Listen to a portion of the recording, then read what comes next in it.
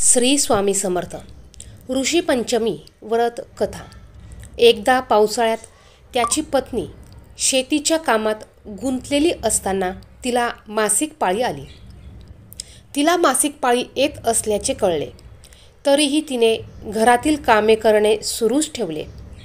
काही काळानंतर स्त्री आणि पुरुष दोघेही आपापले जीवन जगून मरण पावले.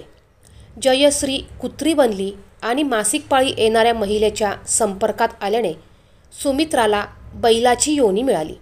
कारण मासिक पाळीच्या दोषाशिवाय या दोघांचा कोणताही गुन्हा नव्हता. या कारणामुळे दोघांनाही त्यांच्या मागील जन्माचे सर्व तपशील आठवले. कुत्री आणि बैलाच्या रूपात दोघेही मुलगा सुचित्रासोबत त्याच शहरात राहू लागले. धार्मिक सुचित्रा आपल्या पाहुण्यांना पूर्ण आदराने वागवत असत. वडिलांच्या श्राद्धाच्या दिवशी त्यांनी आपल्या घरी ब्राह्मणांसाठी विविध प्रकारचे भोजन तयार केले.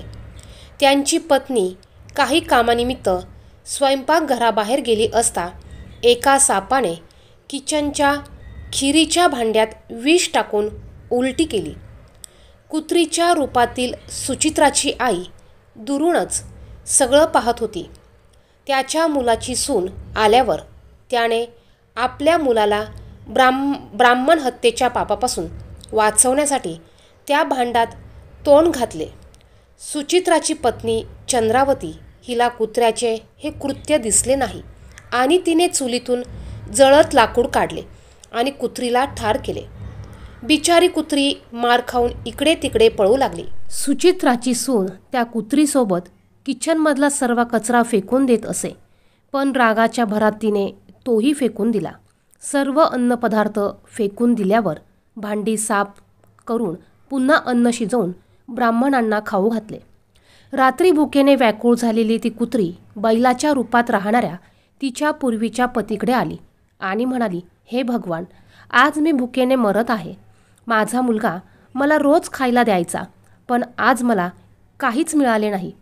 अनेक ब्राह्मणांना जीवे मारण्याच्या भीतीने सापाची विष असलेल्या खिरीच्या भांड्याला स्पर्श करून खाण्यायोग्य बनवले गेले. या कारणावरून त्यांच्या सुनेने मला मारहाण केली आणि खायलाही दिले नाही. तेव्हा बैल म्हणाला, हे सज्जन, तुझ्या पापांमुळे मीही या जगात पडलो आणि आज ओझं उचलताना माझी पाठ मोडली आहे.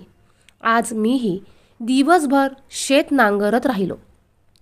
आज माझ्या मुलाने मला जेवण दिले नाही आणि खूप मारले. मला असे त्रास देऊन त्यांनी हे श्राद्ध निष्फळ केले.